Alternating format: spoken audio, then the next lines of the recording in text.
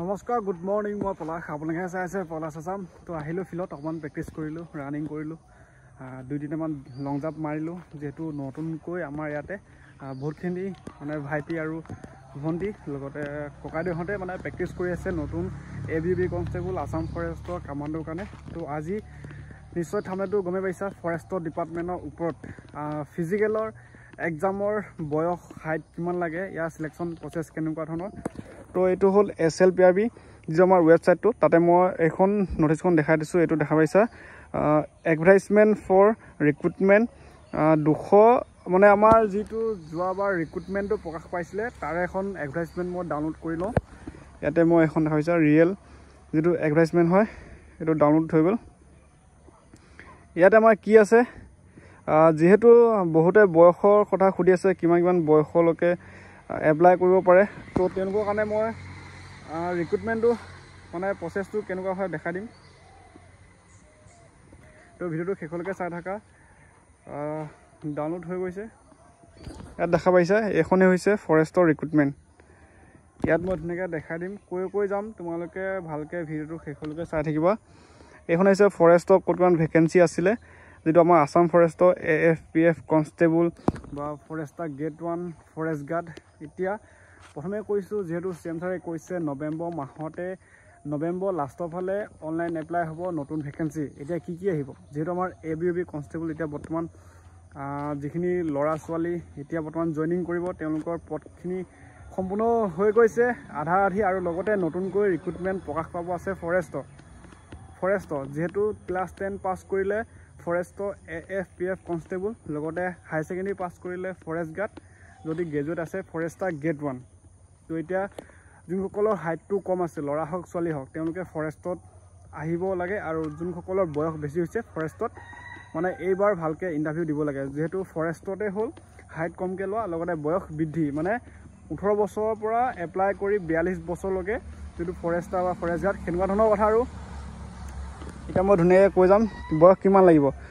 ইয়াত বা আগৰ ভেকেঞ্চিখিনি আছে তথাপি এইখিনি ইয়াতে চব উল্লেখ আছে যিহেতু এটা দেখা পাইছা ফৰেষ্টাৰ ফৰেষ্ট গাৰ্ড এনেকুৱা কনষ্টেবল ড্ৰাইভাৰ কনষ্টেবল কিবাকিবি ইয়াতে গোটেইখিনি আছে তো এতিয়া মই কৈ যাম বয়সটো হ'ল যদি ফৰেষ্ট গাৰ্ড আৰু ড্ৰাইভাৰ যদি ফৰেষ্ট গাৰ্ড ড্ৰাইভাৰ হয় তেওঁলোকক 18 পৰা 40 বছৰলৈকে এপ্লাই কৰিব পাৰে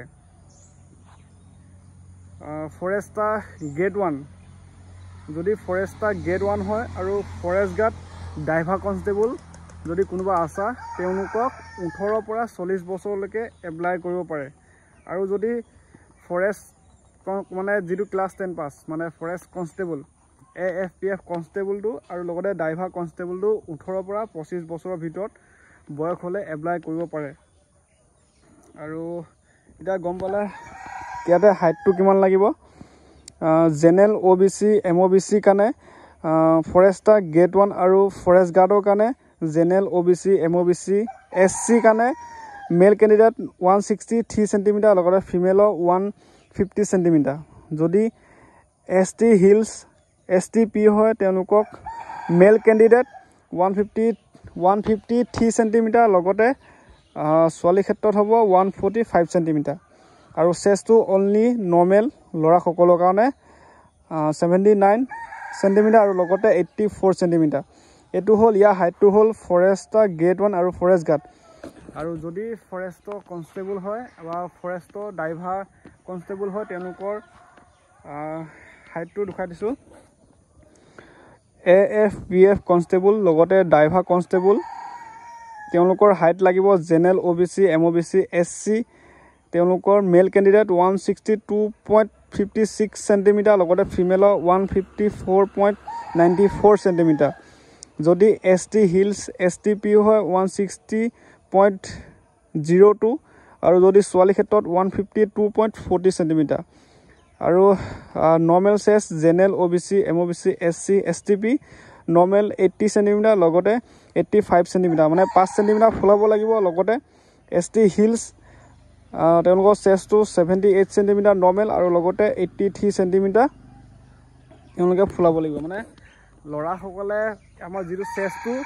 5 চেণ্টিমিটাৰ ফুলাবই লাগিব সেইটো গম পালা ইয়াতে হাইটটো গম পালা ফৰেষ্টাৰ গ্ৰেড 1 ফৰেষ্ট গাৰ্ড লগতে ড্ৰাইভাৰ কনষ্টেবল আৰু AFPF কনষ্টেবল ক্লাছ 10 পাছ কৰিলে AFPF কনষ্টেবল লগতে ড্ৰাইভাৰ কনষ্টেবল আৰু লগতে হাই ছেকেণ্ডেৰী পাছ হ'লে ফৰেষ্ট গাৰ্ড যদি গ্ৰেজুৱেট আছে ফৰেষ্টাৰ গ্ৰেড 1 ফৰেষ্টত বহুত হাইট কমকৈ লয় এইবাৰ অসম পুলিচত হয়তো বহুতে মেডিকেলত হাইটটো নহয় ল'ৰা হওক ছোৱালী হওক সেইকাৰণে কৈছোঁ হাইটটো বহুত কমকৈ লয় মেডিকেল গমে পাইছা অসম আৰক্ষীৰ দৰে একে মেডিকেল হ'ব চেম মেডিকেল বেছি দীঘল প্ৰচেছ নহয় সেই নগ্নি কালাৰ ভিজন সেইবিলাকে হাইট ৱেট লগতে ইয়াতে যেহেতু বয়সটো মেইন বয়সটোৰ কথা সুধি আছিলে 18 পৰা 42 বছৰলৈকে এপ্লাই কৰিব পাৰে যদি ফৰেষ্ট গাৰ্ড লগতে ফৰেষ্টাৰ গ্ৰেড 1 আৰু যদি কনষ্টেবল হয় 18 পৰা 25 বছৰলৈকে কিন্তু OBC মানে OBC MOBC এনেকৈ SC সকলৰ 5 বছৰ এনেকৈ থাকে 5 বছৰ ST সকলৰ থাকে 5 বছৰ লগতে OBC সকলৰ 3 বছৰ যোগ হয় তো তেনেকুৱা ধৰণৰ কথা এখন হৈছে অফিচিয়েল নটিছখন আৰু ফিজিকেল যেহেতু গম পোৱা ইয়াতে ফিজিকেলৰ মাৰ্কবিলাক আছে যেহেতু আমাৰ ফৰেষ্টত 200 মিটাৰ ট্ৰেকত ল'ৰা মানে 3200 মিটাৰ 14 মিনিট টাইম দিব লগতে 16.5 ফুট লং জাম্প এক্সিলেণ্ট 20 মাৰ্ক ৰানিং আৰু লং জাম্প অনলি 40 মাৰ্ক তাৰপৰা ছোৱালীও একেই ৰানিং লং জাম্প বিশেষ একো নাই ফিমেল কেণ্ডিডেট ৰেচ দিছে 1600 মিটাৰ থাকিব লং জাম্প মানে 8 মিনিটত 1600 মিটাৰ ফিমেলৰ কাৰণে আৰু লগতে ল'ৰাৰ কাৰণে 3200 মিটাৰ 14 মিনিটত 3200 মিটাৰ 14 মিনিট দিব দেখা পাইছা 3200 মিটাৰ 14 মিনিট আৰু তোমালোকে সাজু হৈ থকা যেতিয়া নিউ ভেকেঞ্চি আহিব তো লং জাম্পো একেই সেই লং জাম্প ছোৱালীৰ কাৰণে 12.5 ফুট আৰু ল'ৰাৰ কাৰণে 16.5 ফুট ৰানিংটো প্ৰথম হ'ব ৰানিঙত পাছ কৰিলে লং জাম্প মাৰিব দিব তাৰপৰা মেডিকেল হ'ব মেডিকেলত পাছ কৰিলে ৰিটেন ভাইভা দিব মাতিব ৰিটেনত পাছ কৰিলে যোনসকলৰ ফৰেষ্টাৰ বা ফৰেষ্ট গাৰ্ড তেওঁলোকক এটা অপশ্যন থাকে যিটো মানে খোজ কাঢ়া এটা ইভেণ্ট থাকে তো সেইবিলাক কৰিব লাগিব তাৰপিছত ভাইভা দিব লাগিব ড্ৰাইভাৰসকলে স্কিল টেষ্ট দিব লাগিব তো এনেকুৱা আৰু যদি ফৰেষ্টত NCC যদি থাকে NCC C থাকিলে 5 নম্বৰ NCC B থাকিলে 3 নম্বৰ NCC A থাকিলে 2 নম্বৰ থাকিব আৰু যাৰ কম্পিউটাৰ চাৰ্টিফিকেট আছে স্পৰ্ট পাৰ্চন আছে তেওঁলোকক সেইটো খুব এটা সুবিধা হয় পিছত ফাইনেল মেৰিটত এতিয়া কি হ'ব প্ৰথমে ফিজিকেল টেষ্ট হ'ব য'ত 40 মাৰ্ক থাকিব তাৰপিছত ৰিটেন টেষ্ট 100 মাৰ্ক থাকিব NCC 5 নম্বৰ অৰেল ভাইভাত 5 নম্বৰ যোনসকলৰ ফৰেষ্টাৰ গ্ৰেড 1 আৰু ফৰেষ্ট গাৰ্ড AFPF কনষ্টেবলত প্ৰথমে ফিজিকেল 40 মাৰ্ক থাকিব ৰিটেনত 50 মাৰ্ক থাকিব NCC 5 মাৰ্ক থাকিব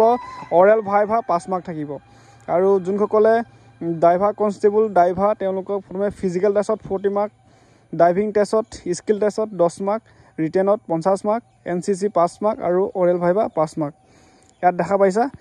ফৰেষ্টাৰ গ্ৰেড 1ৰ কাৰণে ফৰেষ্টাৰ গ্ৰেড 1 যোনসকলৰ গ্ৰেজুৱেট তেওঁলোকৰ টোটেল মাৰ্ক হ'ব 150ৰ ভিতৰত তেওঁলোকৰ কাট অফত চিলেকশ্যন হ'ব লগতে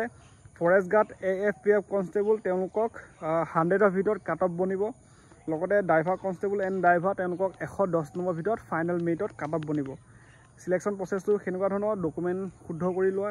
ডকুমেণ্টখিনি লাগিবই তোমালোকৰ মেট্ৰিক পাছ হাই ছেকেণ্ডেৰী পাছ গ্ৰেজুৱেট লেভেলৰ ডকুমেণ্ট লগতে সেই কাষ্ট চাৰ্টিফিকেট আধাৰ কাৰ্ড লগতে যি আমাৰ যোনসকলে এইটো কাষ্ট চাৰ্টিফিকেটটো অনলাইন লাগিব লগতে অসমত যিবিলাক জব এপ্লাই কৰিবৰ কাৰণে তেওঁলোকক এমপ্লয়মেণ্ট এক্সচেঞ্জত নামটো ভৰ্তি কৰাব লাগিব সেইটো আছিলে আপডেটটো বেছি দীঘল নকৰোঁ ফৰেষ্টৰ যিহেতু আপকামিং ভেকেঞ্চি আহিব ফৰেষ্টৰ আপকামিং ভেকেঞ্চি আহি আছে নৱেম্বৰ মাহতে নতুন পদ আহি যাব এপ্লাই কৰিব লাগিব CM ছাৰে কৈছে নৱেম্বৰ লাষ্টৰ ফালে আৰু ফৰেষ্টৰ ডিপাৰ্টমেণ্টত আজি এইটো আছিলে আপডেটটো থুলমূলকৈ এটা আপডেট লৈ আহিলোঁ আৰু এইখন নটিচ অফিচিয়েলি হয় ইয়াত মই যিখিনি বয়সৰ সময়সীমা গমে পাইছা 18 পৰা 42লৈকে এপ্লাই কৰিব পাৰে আৰু লগতে যোনসকলৰ হাইটটো কম আছে তেওঁলোকে ফৰেষ্টত এপ্লাই কৰিলে হাইটত চিলেকশ্যন বা মেডিকেলত পাছ হৈ যাব আৰু ৰিটেন ভাইভা কেনেকুৱা কি মাৰ্কখিনি গমে পালা ফৰেষ্টাৰ গ্ৰেড 1ৰ 150ৰ ভিতৰত কাট অফ বনিব ফৰেষ্টৰ কনষ্টেবলত 100ৰ ভিতৰত কাট অফ বনিব লগতে ফৰেষ্টৰ যিটো আমাৰ ড্ৰাইভাৰ তেওঁলোকৰ 110 মাৰ্কৰ ভিতৰত কাট অফ বনিব তো সেইটো আছিলে আপডেটটো দিব চেষ্টা কৰিলোঁ যদি পলাশ আছাম ইউটিউব চেনেলটো প্ৰথম চাইছে তো ছাবস্ক্ৰাইবটো কৰি ল'ব এটা ইনষ্টা আইডি আছে পলাশ আছাম তাতো গৈ ফ'ল' কৰি ল'বা